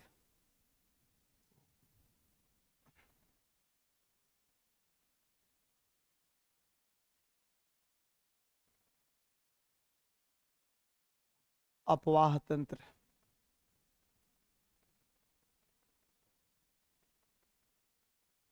भारत का अपवाह तंत्र। सुनो, ये ड्रेनेज सिस्टम में नदियों को पढ़ना है, और भारत में विश्व की सबसे ज्यादा नदी है, ये पता है ना? विश्व की सबसे ज्यादा नदी भारत में। लगभग कितनी नदियां हैं? 4000 अप्रोक्स है, ठीक है। अब देखो, वैसे जोड़ोगे तो ये बहुत लंबा डाटा पहुंच जाएगा। बहुत छोटी छोटी वितरकाओं को छोड़ करके मुख्य रूप से नदियों को कितने? 4000 नदियों पर हम लोग एक बाउंड्री बांध करके पढ़ते हैं कि भारत में कुल कितनी नदियां हैं? लगभग 4000 नदियां हैं। भारत में नदियों की संख्या लगभग कितनी है?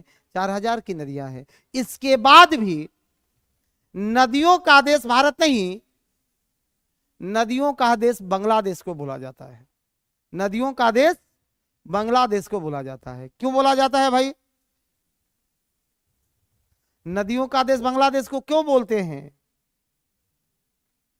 क्योंकि वहां जो घनत्व है, नदियों का घनत्व है वो घनत्व सबसे ज्यादा पाया जाता है। नदियों के बीच का जो डेंसिटी है वह डेंसिटी बहुत हाई डेंसिटी है, वहाँ घनत्व बहुत है, बहुत नजदीक नजदीक में नदियां हैं, इसलिए बोला जाता है। अब ये जब मैपिंग कराएंगे ना तो सब चीजों को पढ़ा दिया जाएगा आपको कि नदियों का देश बांग्लादेश, उगता सूरज का देश जापान, उगता सूरज का राज्य अरुणाचल प्रदेश, गांवों का देश म्यांमार, तड़ित झंझावात का देश भूटान, नहरों का देश पाकिस्तान, नहरों का देश तुर्की, यूरोप का मरीज तुर्की, द्वीपों का देश इंडोनेशिया, द्वीपों का देश इंडोनेशिया, झीलों का देश फिनलैंड, झीलों का देश फिनलैंड, मध्य रात्रि का सूर्य का देश नॉर्वे को। तो ये सब जनरल वाला लड़का सब पढ़ता है, लेकिन आपको भी कुछ बातें इसकी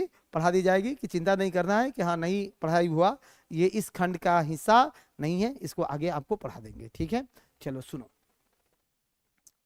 भारत में जो अपवाह तंत्र हैं, ये अपवाह तंत्र कितने प्रकार के हैं? अपवाह तंत्र कितने प्रकार के हैं, इसका टाइप्स देखना है कि कितने प्रकार के अपवाह तंत्र हैं। कितने प्रकार के ड्रेनेज सिस्टम है? 2 प्रकार के ड्रेनेज सिस्टम है। कौन कौन कौन कौन ड्रेनेज सिस्टम है? एक हिमालयन ड्रेनेज सिस्टम और दूसरा पेनिनसुलर ड्रेनेज सिस्टम, प्रायद्वीपीय नदियां, और दूसरा हिमालयी नदी तंत्र। हिमालयी नदी तंत्र और प्रायद्वीपीय नदी तंत्र, हिमालय और प्रायद्वीपीय नदी तंत्र समझना है आज क्लास को। ठीक है, हिमालयन नदी तंत्र में, हिमालयन नदी तंत्र में 3 नदियां कौन कौन?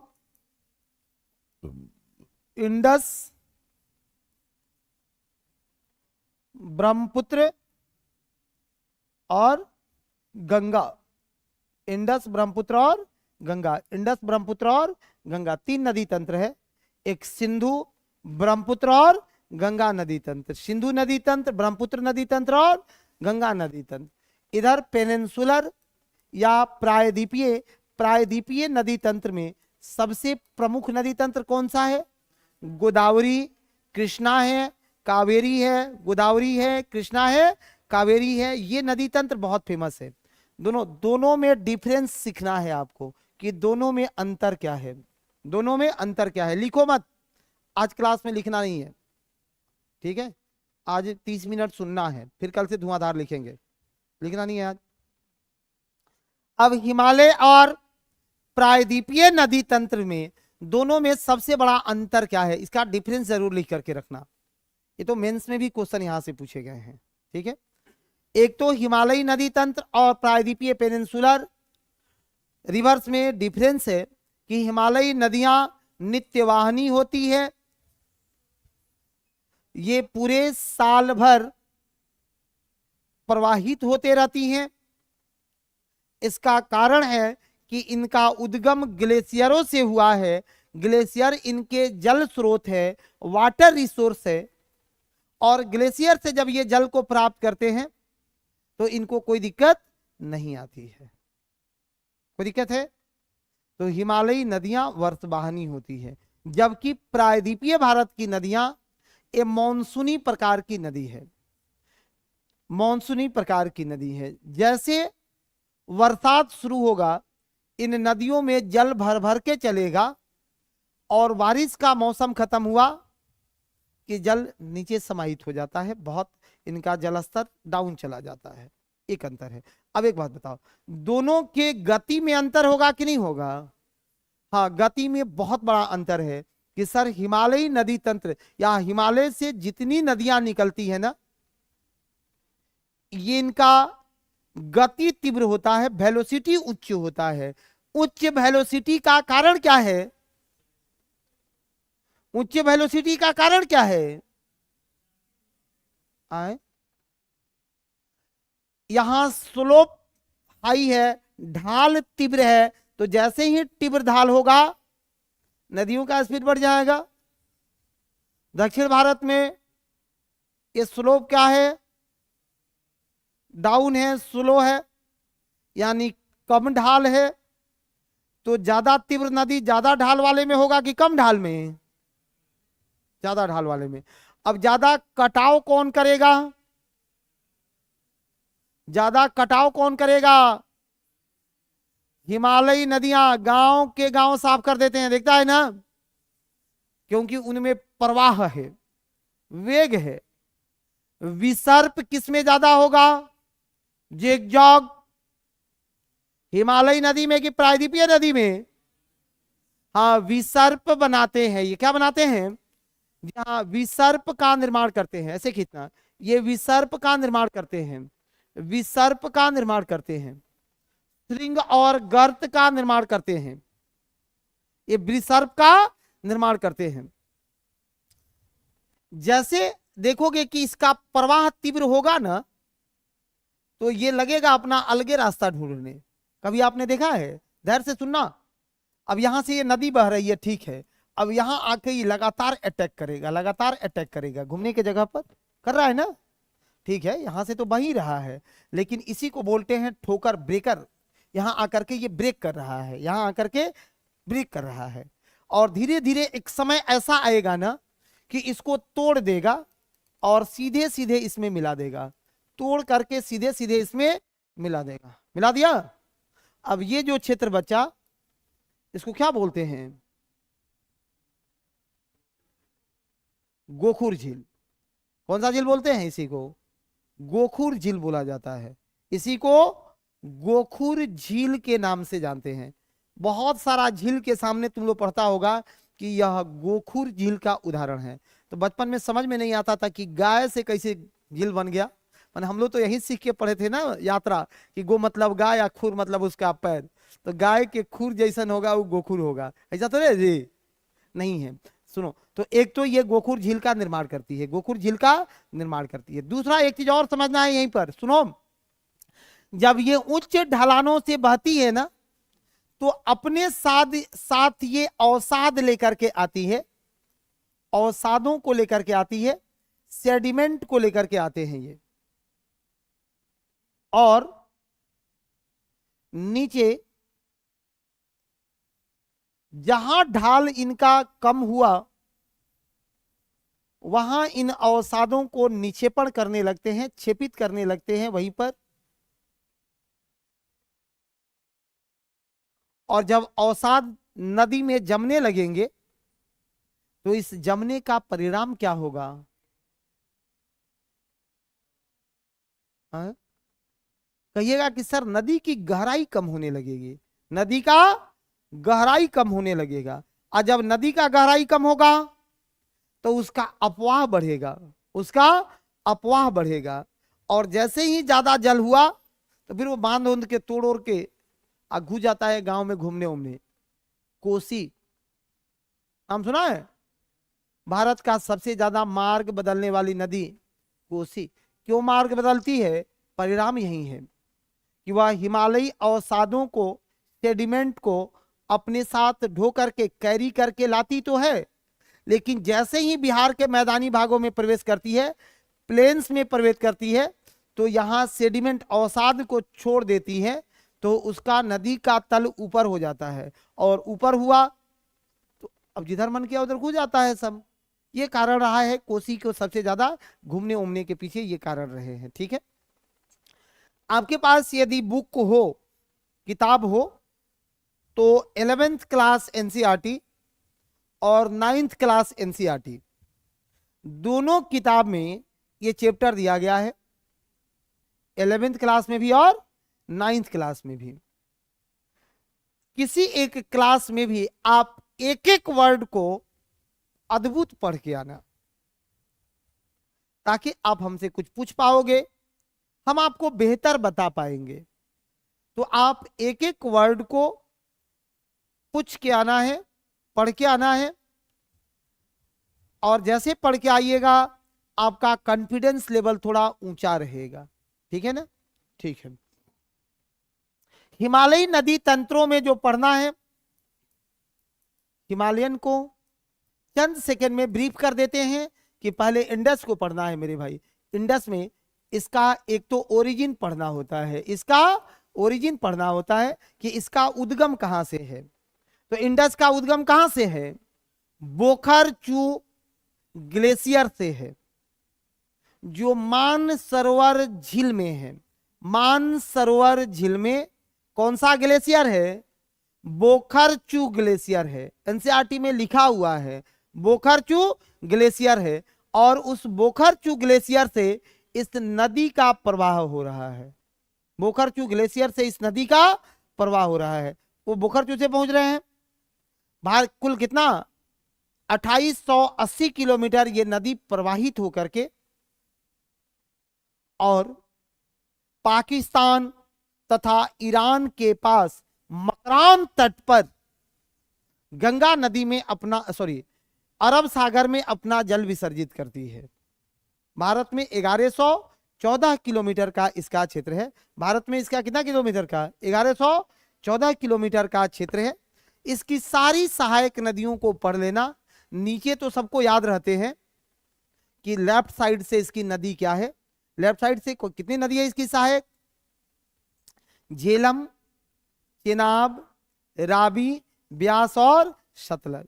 ऊपर से चलोगे तो श्योक, कुंभा, नुब्रा, हुंजा, गिलगिट, काबुल, ये नदी है जो ऊपर से इसमें प्रवेश करती है, यानी राइट साइड से इसका प्रवेश है। ठीक है। इसी के बाद एक नदी है ब्रह्मपुत्र। कौन सा नदी है? ब्रह्मपुत्र। ये नदी एक दिन बात किए थे क्या ब्रह्मपुत्र पर?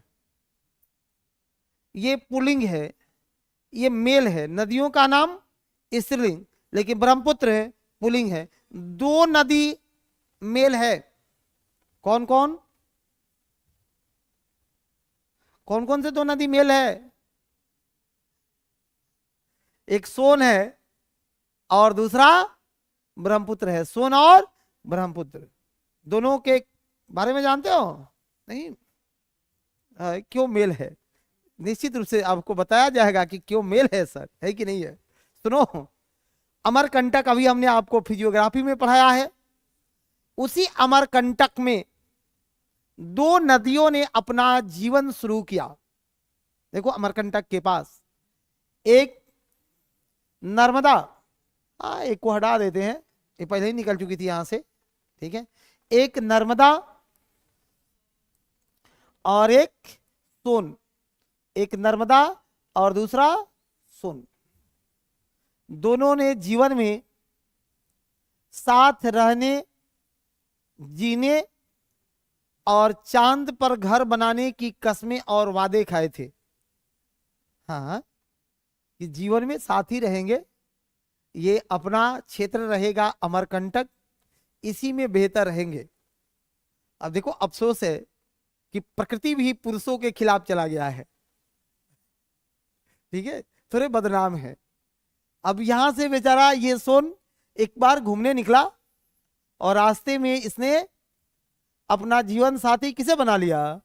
अरिहंत को, ना, अरिहंत को बना लिया। यहाँ अरिहंत भी नदी है और ये भी स्त्रीलिंग है। रिहंत बहती है और सोन बहता है, तो सोन में रिहंत आके मिल गई। क्या नर्मदा इस चीज को किसी भी स्तर पर स्वीकार कर सकती है? उन्होंने कहा कि तुम पूरब जा रहे हो तो हम पश्चिम जाएंगे और जीवन में कभी अपना शक्ल नहीं दिखाएंगे, और जाकर के अरब सागर में सुसाइड मार लिया। देख लीजिए, है कि नहीं है? तो ये पश्चिम की ओर प्रवाहित होने वाली सबसे बड़ी नदी है। और सोन क्या है?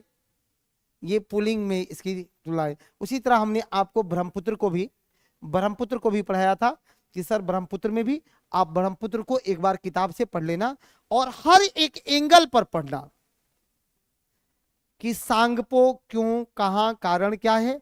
दिहांग पर किस आकार की, वहां यू आकार की घाटी बना, कैसे धुबरी और सदिया के पास आकर के जो माजुली द्वीप का निर्माण कर रहा है, फिर ब्रह्मपुत्र नाम हो रहा है, और आगे बांग्लादेश में जाकर के नाम क्या हो जाता है? जमुना नाम हो जाता है। इसी का नाम कौन सा हो जाता है? जमुना हो जाता है। और तीसरा नदी है गंगा। तीसरा कौन सा है? गंगा। तीसरा नदी गंगा है। इन 3 नदियों को भी आपको पढ़ लेना है हिमालय में। मैं आपसे उम्मीद करके रखूं कि आप पढ़ के आइएगा, पक्का? ठीक है, आ जाइए। अब प्रायद्वीपीय नदियों में भी अगर साथ देंगे आप लोग तो मैं क्लास खींचने वाला इंसान नहीं हूं, एक दिन में खत्म कर दूंगा नदियों को। अगर आपका साथ मिला तो एक दिन, और कमजोर साथ मिलेगा तो 2 दिन। ऐसा नहीं है कि एक सप्ताह खींच देंगे, उससे कहीं कुछ होने वाला नहीं है, ठीक है? जो आसान चैप्टर है खुद से हो जाने वाले हैं, उसमें आपका जितना तेज साथ रहेगा मैं आराम से खींच दूंगा। सब लोग जानते हैं कि मैं सिलेबस को बहुत आसानी से खींच देता हूं। अगर शुरू किए हैं तो खत्म करना भी मेरा ही जिम्मेवारी है, कि खत्म भी होना चाहिए। स्टार्ट वही बेहतर है जो समय से समाप्त हो जाए, नहीं तो फिर पकड़ के बड़गांव के भागवत पकड़ के बनाए रखें तो आपके पास और भी सब्जेक्ट पढ़ने का स्कोप है कि नहीं है? अब केवल ज्योग्राफी पढ़ के थोड़े पास कर जाओगे, और भी सब्जेक्ट पढ़ना पड़ेगा। तो इसलिए मैं किसी क्लास में भी कोई सा भी बैच लेता हूं तो वहां समय मेरा बहुत बड़ा मानक होता है कि मैं तय समय में सिलेबस समाप्त कर दूं, ठीक है? मीटर बनाने वाला कहानी नहीं है। सुनिए, प्रायद्वीपीय भारत में आप निश्चित रूप से पढ़ के आना, कम से कम गोदावरी को, कृष्णा को, कावेरी को, गोदावरी कृष्णा और कावेरी को। फिर इधर महानदी को भी देख लेना है, महानदी को भी देख लेना है। पश्चिम की ओर बहने वाली नदियों में ताप्ती, नर्मदा, ताप्ती, नर्मदा और लूनी, लूनी, ये कुछ नदियां हैं जिसको पढ़ लेना है। मैं जो रेयर कुछ बातें हैं, जैसे पेरियार से क्वेश्चन पूछा गया है, माही से क्वेश्चन पूछा गया है, मांडवी से क्वेश्चन पूछा गया है, इन नदियों पर मैं क्वेश्चन बेस हो करके आपको समझा दूंगा, क्योंकि सब नदी पढ़ाना संभव नहीं है। जहां से क्वेश्चन बेस आज तक बने हैं हम थोड़ा वहां इंफॉर्मेशन बेस हो करके आपको बता देंगे। ये चीजें क्लियर हो गई। फिर नदी के साथ ही एक चीज जोड़ लेना है हम लोगों को कि परियोजनाओं पर बात कर लेनी होगी कि कितनी परियोजनाएं बनी हुई है। वाटरफॉल भी पढ़ेंगे, एक चैप्टर में वाटरफॉल अलग से पढ़ेंगे, अभी नहीं जोड़ेंगे, ठीक है? एक चैप्टर ही वाटरफॉल पढ़ लेंगे। योजनाओं को पढ़ लेना, इसलिए योजना पढ़ना क्योंकि भारत में जितनी नदियां योजना है, पंडित नेहरू ने इसे आधुनिक भारत का मंदिर कहा था, ये टेम्पल ऑफ मॉडर्न इंडिया। बहुदेशीय परियोजनाओं को कहा गया है कि सर, बहुदेशीय परियोजना को आधुनिक भारत का मंदिर किसने कहा था? पंडित जवाहरलाल नेहरू ने कहा था। कब कहा था?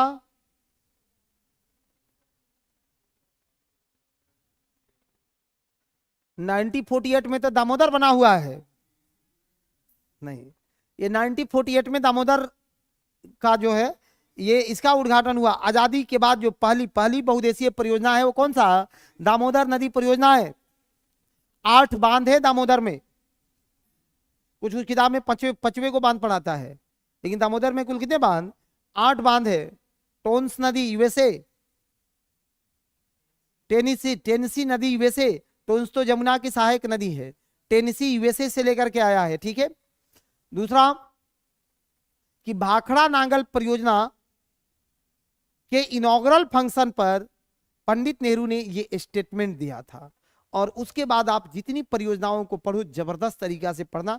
उसके जो है उसमें जितने विवाद हैं उन विवादों को मेंशन करके रखिएगा। जैसे टिहरी बांध परियोजना, जहां सुंदरलाल बहुगुणा ने उसका विरोध किया था। टिहरी बांध परियोजना का विरोध किसने किया था? और वहीं सरदार सरोवर परियोजना का विरोध किसने किया था? मेधा पाटकर और बाबा आमटे, इन लोगों ने भी बहुत विरोध किया था। तो जहां कहीं भी डिस्प्यूट हो, विवाद हो, तो विवाद को नहीं छोड़ना है। समझ रहे मेरी बात को? तो इनसे आपको क्वेश्चन निश्चित रूप से बनने ही बनने हैं।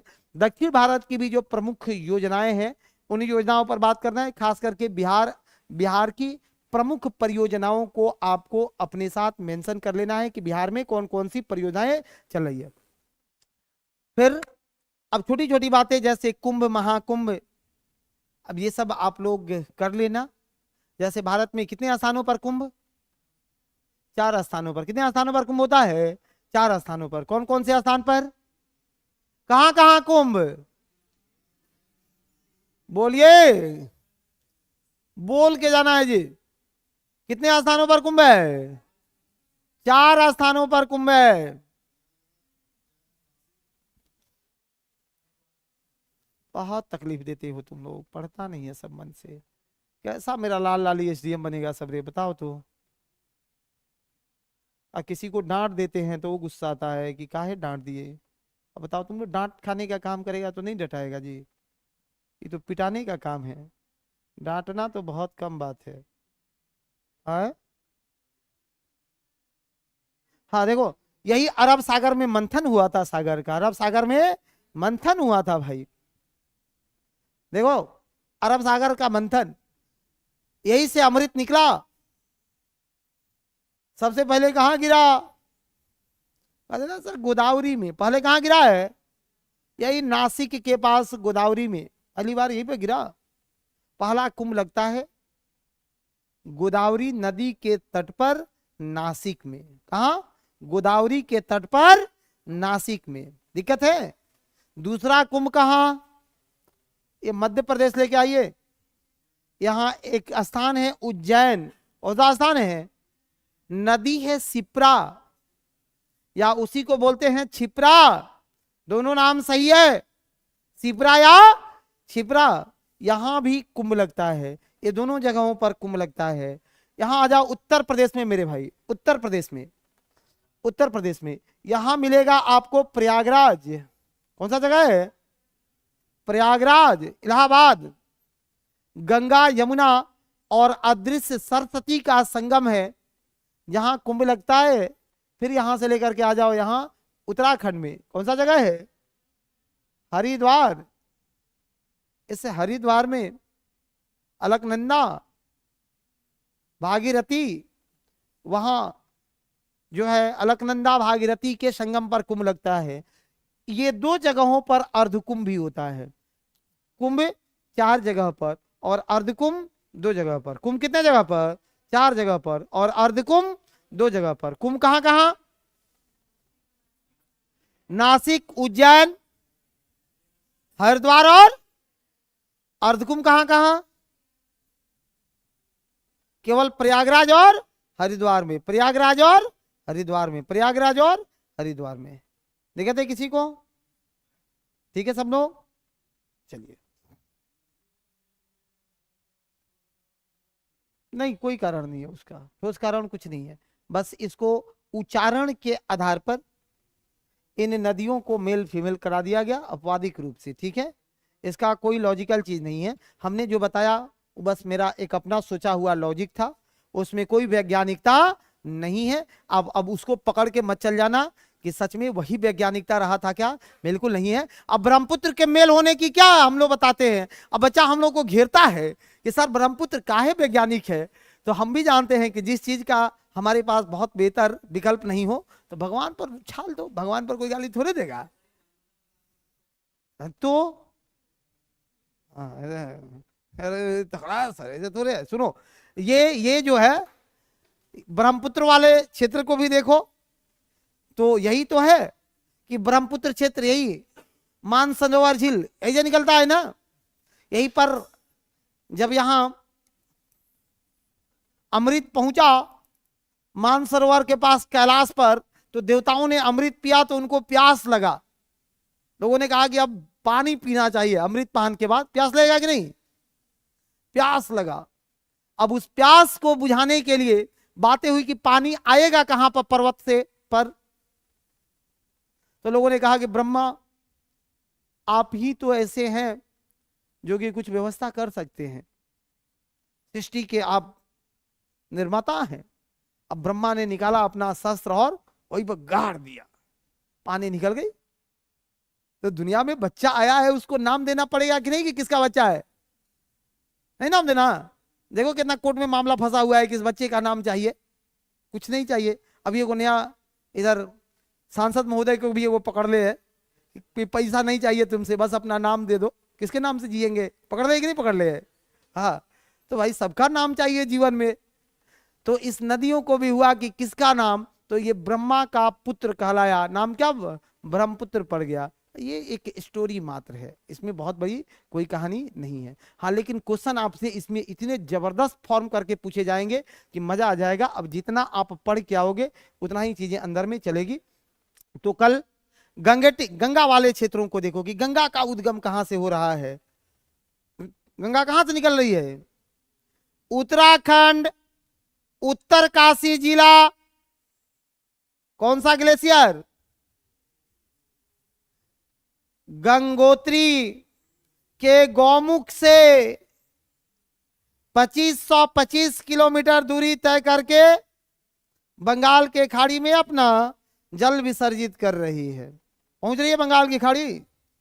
आनंदमयी यात्रा है, भारत की सबसे पवित्र नदी है। अब इसके पवित्रता का कारण क्या है? देखना, गंगा के जल में कीड़े नहीं लगते हैं। इसका कारण क्या है सर? हिमालय के औषधीय, हिमालय में पाए जाने वाले पौधों के औषधीय गुण के कारण इसमें बैक्टीरिया नहीं पनपते हैं।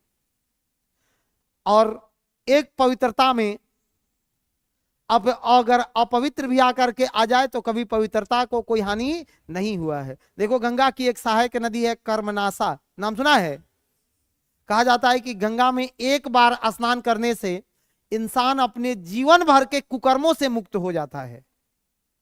कितने कुकर्मी टाइप के हैं, जाकर के गंगा घाट पर देखना, खास करके किसी होलिस्टिक नहीं है, पवित्र पावन अवसर पर लाइन लगा रहता है। प्रणाम करते हैं हम कि हे आप लोग महान आत्मा है, इसलिए इतना धक्का मुक्की चल रहा है। तो गंगा में एक बार स्नान करने से सारे कुकर्म धुल जाते हैं। वैसे ही एक नदी है बक्सर का, कोई है कि नहीं बक्सर का? इसमें कोई नहीं है बक्सर का? बक्सर के पास एक नदी है, चौसा के पास, कर्मनासा। जी हाँ, कर्मनासा, वो भारत की अपवित्र नदी कही जाती है। उसमें एक बार डुबकी मारने से जीवन के जितना कर्म किए होंगे सारे कर्मों का नाश हो जाएगा, केवल कुकर्म बचेगा। इसलिए उसमें लोग अपने मवेशी तक को स्नान नहीं कराते हैं। पूछ लेना उधर का कोई होगा तो, लोग अपने मवेशियों को भी स्नान नहीं कराते हैं। 2-3 गवाह भी है इतिहास में कि जो लोग उसमें डुबकी मार दिया उनकी इतिहास खराब हो गई। एक बार उसी में डूबा था हुमायूं, चौसा के युद्ध के समय 1539, 1539। जानता था शेरशाह की बाबू रुको, हम निकलबे नहीं करेंगे। 3 महीना घेर ले था सब। तब तक मानसून आया, जून का महीना, बरसात, दहने लगा, साथ में दह गया हुमायूं भी, बह गया उसी में। डूब रहा था कर्मनासा में, एक भिश्ती बचा दिया। तो देखो जैसे ही हुमायूं डूबा उसका सारा भाग किस्मत भी डूब गया। डूबा कि नहीं डूबा? वही के बाद हुमायूं निर्वसित हो चुका है, वही के बाद खत्म। अब पुनः एक बार हुमायूं का भाग कब लौटा? अकबर का जन्म लेने के बाद। अपना किस्मत से नहीं, नौकरी नहीं होता है तो लेडीज लक भी आजमाते हैं। कभी कभी बेटा बेटी का लक भी काम आ जाता है, नहीं आता है? तो बाबर का भी अपना काम नहीं किया, हुमायूं का, तो अकबर का किस्मत काम किया, मार दिया। देखा अकबर को उसके चाचाओं ने बांध दिया था उसके महल पर, गोली बारूद के बीच से निकल के आया हुआ था ना। ये चीजें हैं, तो इंटरलिंक करो, सीखो, ठीक है? अभी लेकिन कोशिश भी मत करना तुम लोग कहानी बनाने का, नहीं बनेगा। अभी नौकरी ले लो, ठीक है? कहानी बनाना अभी थोड़ा सा इंटरलिंकिंग आपसे नहीं हो पाएगा, ठीक है मेरे भाई? Thank you. कल पढ़ेंगे हम लोग।